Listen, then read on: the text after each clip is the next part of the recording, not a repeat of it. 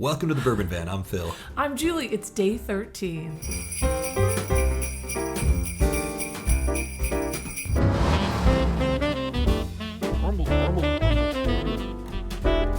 The Bourbon Van 2025 Advent Bourbon Tournament is brought to you by Boulder Spirits. Boulder Spirits Bourbon was the first whiskey they ever released, and it's still a crowd favorite. Distilled from a high malted barley recipe, this bourbon features notes of apple butter, cinnamon, and kettle corn, all at a very approachable 84 proof. Well, we are slip-sliding through the back half of round 2 of the final Advent tournament ever, and we thought, you know, there's some outfits, some shirts, some Bourbon Van gear you haven't seen on the channel in a while, so we went to the back of the closet and we dug out some vintage gear, soon to be vintage gear, because with the channel ending, what are you going to do with this stuff? Here's the thing. Go to your local thrift store, scoop up some Bourbon Van stuff. I'm sure it's there. Soon to be vintage. There's got to be some all over the place. Soon to be vintage, and all the kids are going to want it, but you're already going to have it. So stay cool and stay hip out there, Bourbon Van fans. How fun if it's just a quarter. You know, remember when you used to go to the thrift store and you buy like cool t-shirts and they were only a quarter? I don't think that happens anymore. I'd spend about a quarter on this.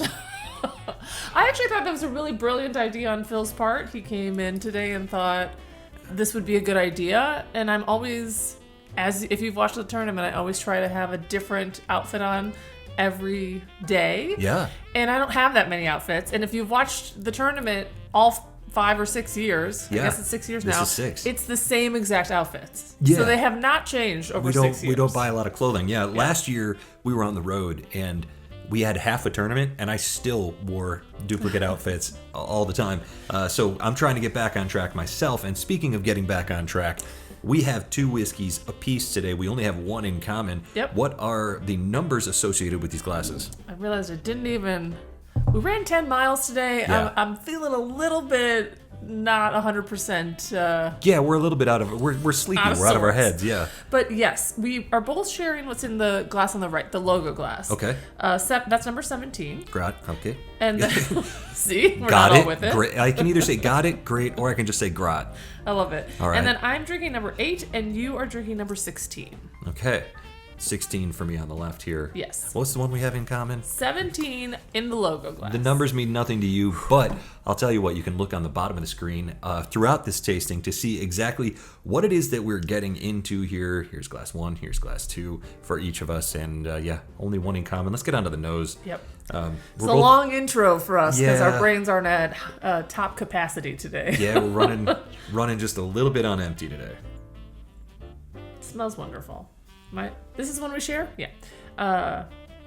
Yeah, that smells really nice. Really oaky. A little bit farmy. Yeah, touch grassy. Yeah. Caramel, though. Very nice. Yeah, Ooh. it smells nice. Some sweetness It's there. got kind of a bunch of brown sugar at the last second on the nose there. That's nice. Am I even on camera? Look at how far away I'm sitting from you today. It could be me. It's the tournament. I want to be close to you, baby. My glass number 2 smells like bananas and oak and wonderfulness. Mine smells like a crowd pleaser. Strawberry, brown sugar, oak, and crowd pleaser on this side of the table too. Cherry. I expect big things from glass number 2 after the nose there. That smells great. Are you ready? Yeah. I was just gonna say I'm wearing my 5-sip shirt, which again, I'm not sure what day this is going to land on. Let's start the weekend. So I feel like let's start the holidays. Let's start the holidays again, everybody. As the further along we get in the competition, I always am you guys have been watching the videos, so you know what these taste like. I just want to sit here and enjoy them because that one is really quite lovely. Great oak. The finish on this one is really hanging around in a great way. A little bit of mint there, but the prevailing flavors were all, oak, like you said, but the brown sugar, the caramel, it's very close to being I was going to say butterscotch, but it's really a toffee. That is very tasty. There's a grassy sort of thing there, but it's fleeting and it's not overly herbal. Stays on the sweet side. Boy, there's a lot to like here. Yeah, I got a little bit of a dark cherry note, almost like a Luxardo cherry, and that grassiness. Yeah, that grassiness comes through closer to the end, but it's not what you would think of as grassy. It's just a little Yeah. bit of an earthy flavor that works really well in this sip. Yeah, not hyper crafty or anything like that. And it's fleeting. You know, the grass comes and goes, and it actually adds to the sip. This is an interesting whiskey. I don't know that this would be ultimately a crowd pleaser type of whiskey.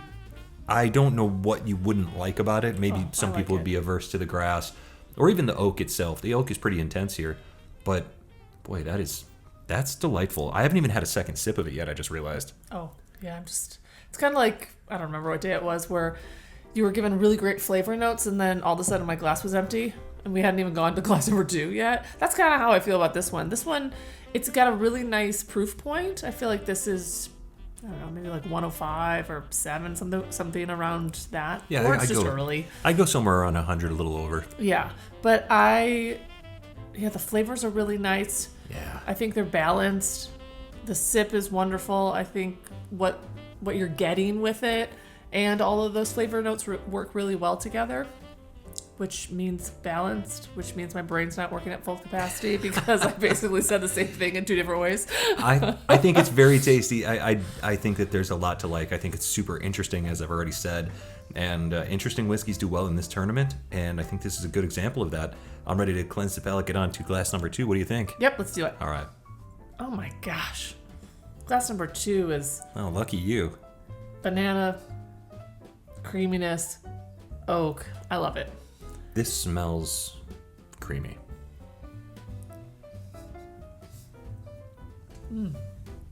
This one has a really nice cherry note to it,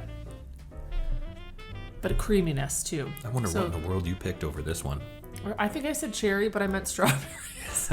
Whatever. Oh, man. There's a berry. there's a berry and cream note to glass number 2. Wow. Oh, this is delightful. There's so much nice frosting, like vanilla frosting on this. I'm quite taken with glass 2 here. This is beautiful. Oh, wow, it smells very different. Wow. This one doesn't coat as well as glass 1, but it does get everywhere, which brings a nice elongated finish along with the palate that's just kind of everything that you want from a bourbon. Yeah. I haven't really given many tasting notes, but it's oak, brown sugar, cherry, vanilla, etc. Glass 1 is the glass that I want to sit around with my whiskey buddies drinking and talking about, such as you.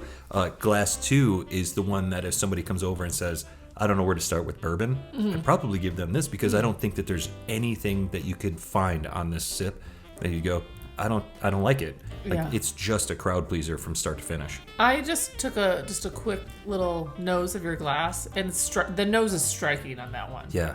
I don't know what the palate is, but the nose is striking. The palate is also striking. I'm not going to say boring because that's definitely not the right word, but compared to glass 1, I think it's a little less interesting. But again, I've only had one sip.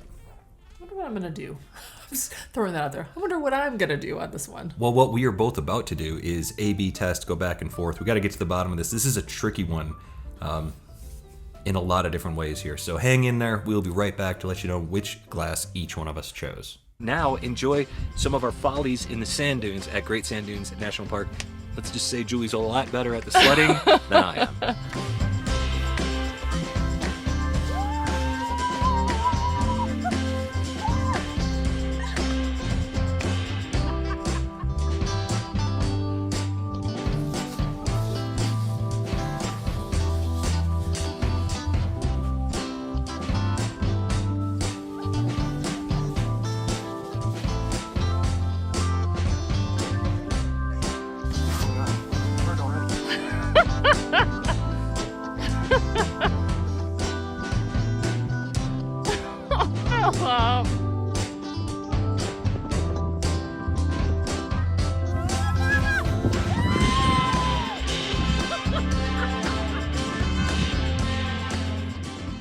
On the count of 1, 2, 3.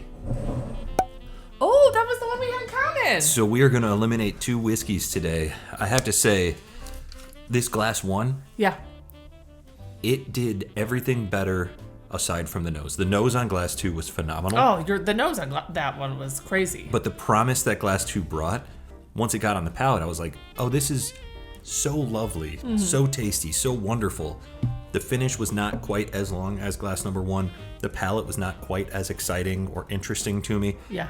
I think glass 2 is a phenomenal glass of whiskey that, whatever it is, put it on your shelf if you can get it. I think it's great. I hate to say goodbye to this one because I think it's so good, but glass 1 just did it for me. Sorry, I went on and on and on there. What about you? That's okay. You said everything that needed to be said, so on to our friend Santa Paws. Oh, Santa Paws. What was just eliminated for Julie?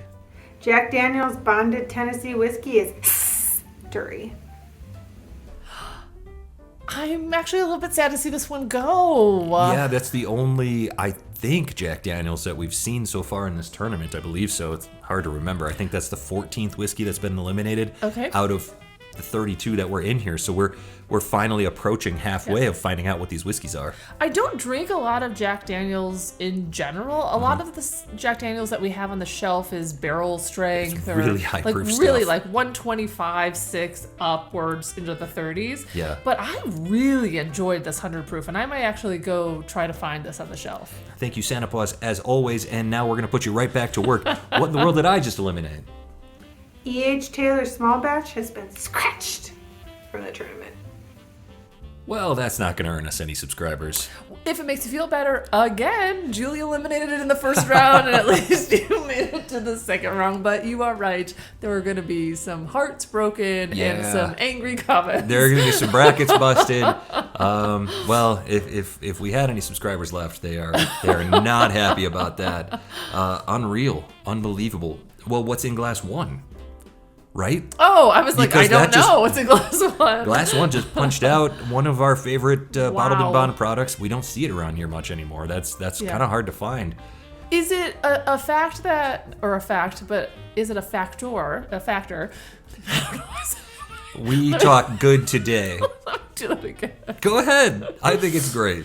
Is it a factor that we have kind of made a point of not talking about Buffalo Trace so much on this channel that when we stumble across one, we don't know what we have? I mean, it's totally possible. It is a thing on WhiskeyTube. Like when people talk about Buffalo Trace, Very passionate. people who watch WhiskeyTube are very passionate about that brand. Yeah. And if you say a word untoward, Yeah. that brand, it does result in some pretty aggressive comments. So, But we did not say anything untoward in this one. No, It's no. just that it didn't make it to the next round. We may actually have this bottle. We got one around. Yeah, we never drink it. Basically because we can't really find it anymore. So it's like another one of those that just kind of sits on the shelf. It's getting very dusty. And we look at it longingly but never drink it. Should we have this tonight? No, No. we can't get it. But really fun day. Hopefully tomorrow I'll bring more energy. I'll be a little bit well rested than my sleepy nonsense today. Well, hopefully tomorrow we make a decision that doesn't break half of the hearts of the people watching.